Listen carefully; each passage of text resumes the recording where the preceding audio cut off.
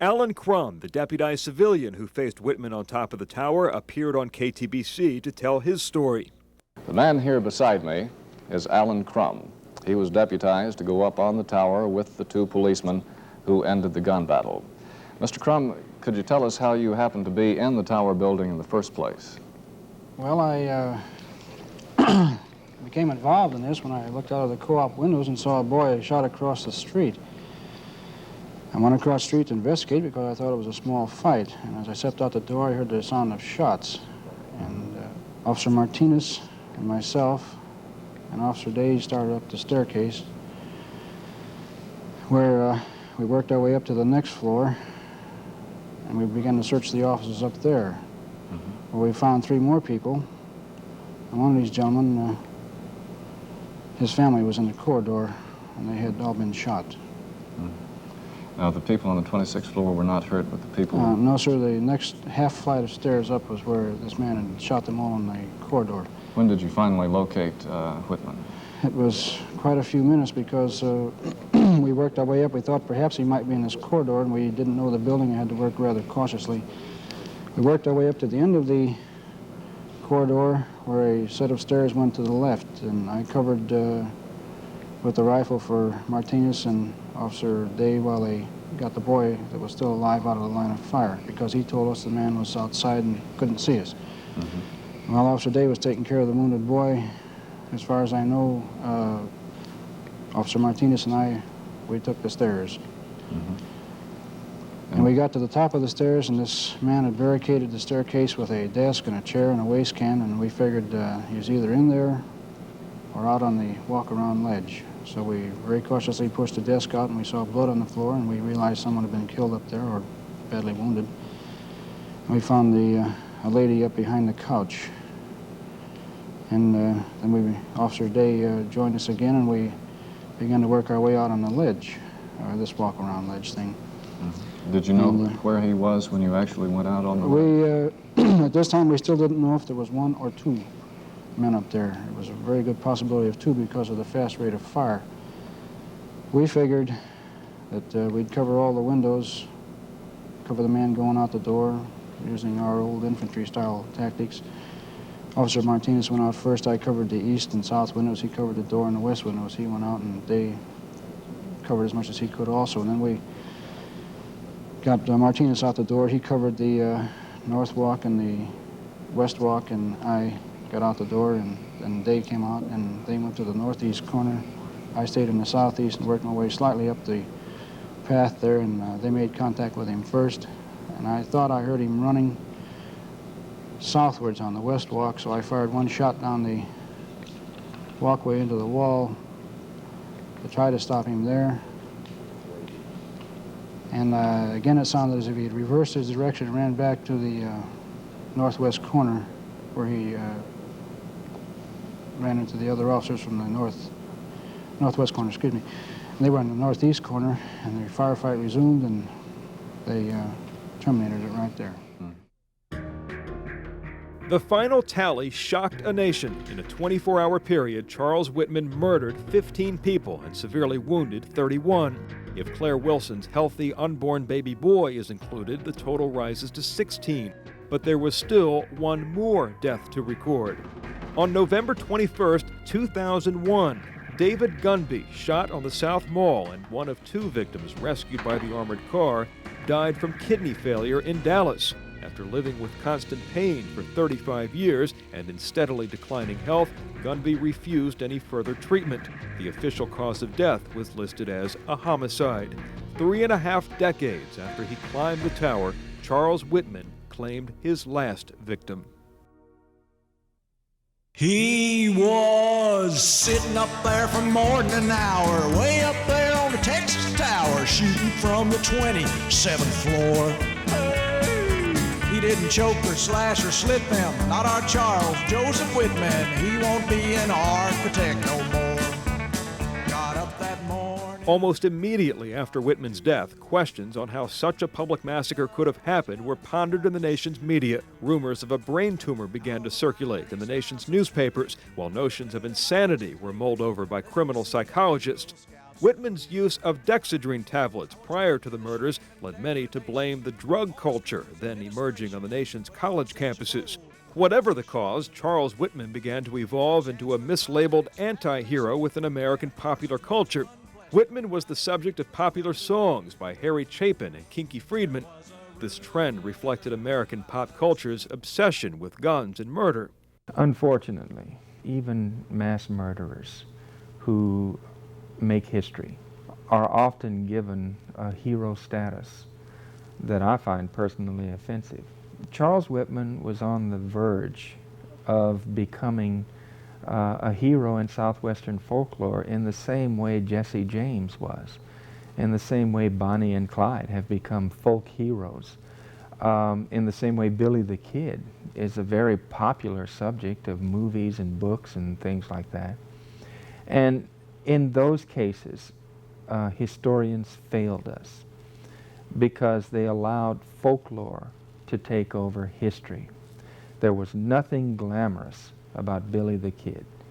Billy the Kid was a cattle rustler. There was nothing glamorous about Jesse James or Bonnie and Clyde. They were bank robbers and killers. Charles Whitman is like those people insofar as we know why he did what he did. We know why he was angry. We know why Charles Whitman killed a lot of innocent people. But in the end, he did it because he wanted to, and he was a murderer. Following Whitman's death, President Lyndon Johnson sent notes of condolence to each of the victims' families and personally ordered the FBI to investigate. Governor John Connally, a man who has also been felled by a sniper's bullet, said tonight in Rio de Janeiro that he is canceling the remainder of his South American Back in Texas, Governor John Connally cut short a diplomatic trip to Central America and returned to Austin. Recruiting 11 experts in medical and psychological science, the governor created the Connally Commission and sought a scientific explanation for the one-man massacre. As a result of the clamoring for answers, in less than 24 hours after Whitman's death, Dr. Deschanard performed an autopsy. I had gotten word that night that the next day Dr. Coleman Deschanard was going to do an autopsy on Whitman out at the state hospital. So I went out to the state hospital about 9 o'clock, and he had already finished his autopsy. Now, Dr. Deschanard was a Hungarian, and we didn't have all of his credentials and so forth because he had trained behind the Iron Curtain. I asked him what he found. I'd known him quite well because I had done surgery at the state hospital when I was a resident. And I said, "Where's the body?" And I said, "Well, it's shipped back to the nursing home, to the funeral home, and is probably already en route to Florida, where he came from." So I said, "Well, what did you find?" And he said, "Well, he had a brain tumor." And I said, "Where is the brain tumor?"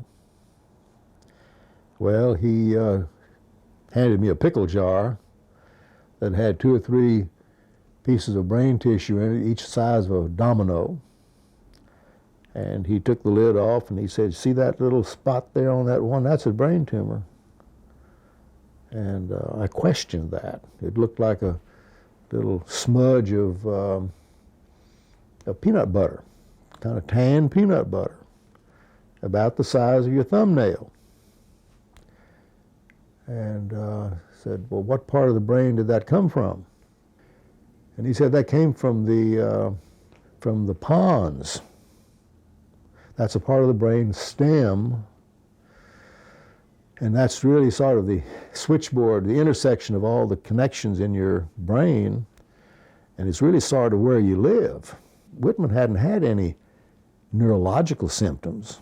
He hadn't shown any paralysis. He didn't have any of the typical neurological symptoms. And with a tumor that size at that location would be fatal. And besides that, the segment of the brain that controls behavior and stability versus instability, psychological stability, instability, is in the frontal cortex, in the front of the brain, not down in the brain stem. So I left rather befuddled, because I thought, well, I'm not so sure this is it, but the press picked it up. Others sought a non-organic explanation for the mass murder. Several weeks before climbing the tower, Whitman sought psychiatric help from Dr. Maurice Heatley, the staff psychiatrist at the University of Texas Student Health Center. In March, when he saw Dr. Heatley, we have to remember that that was within a couple of weeks of his going to Florida, picking up his mother, and bringing her back to Austin. So he was a very tormented young man, and there's no question about that. Dr. Heatley, as a matter of psychiatry, invites him to fantasize. I think it was called inquiry at the time. What do you think about? What do you fantasize about? What do you dream about? And so Whitman was invited to do that by Dr. Heatley, and he did. And he said, you know, sometimes I think of going to the top of the tower with a deer rifle and shooting people. Any psychiatrist who invites those kinds of comments hears them all the time. And so Dr. Heatley concluded that this was a passing fantasy. And, you know, you could even argue that it was that, because that happened in March, and the tower shooting didn't happen until a few months later, on August 1st. Everything Heatley wrote is right. He was oozing with hostility. I mean, we know that. There's no question about that. Dr. Heatley has gotten a bad rap, in my opinion, because he did the appropriate thing. He asked Whitman to come back, and Whitman didn't. Mr. Whitman's plate was very full. He had a heavy course load. He had a marriage to support. He was a busy, sort of driven man with great accomplishments from the past. Eagle Scout at the age of 12, and that sort of personality can feel lots of pressure to do things. And in that sense, if that is frustrated, if he's not able to do all of those things that his personality drives him to do, and he comes across a situation where his anger, his frustration, his helplessness overwhelm him. And then if a tumor is there and it decreases his ability to control his behavior, then something bad can happen. There was a rumor about a tumor nestled at the base of his brain.